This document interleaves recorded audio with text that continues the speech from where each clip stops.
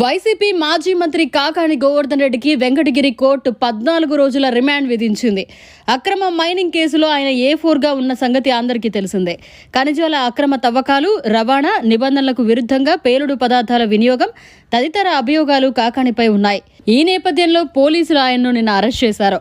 Venkatagiri court 14 రోజుల remand విధించడంతో ఆయన Nellore central జైలుకు తరలించారు.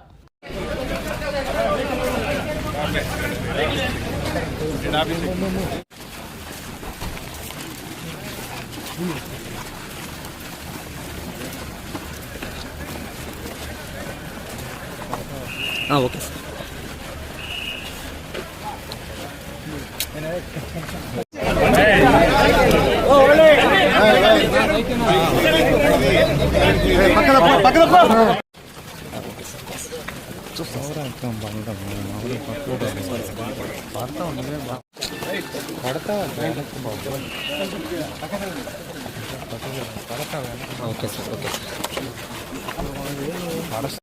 ఎడాపమ్మా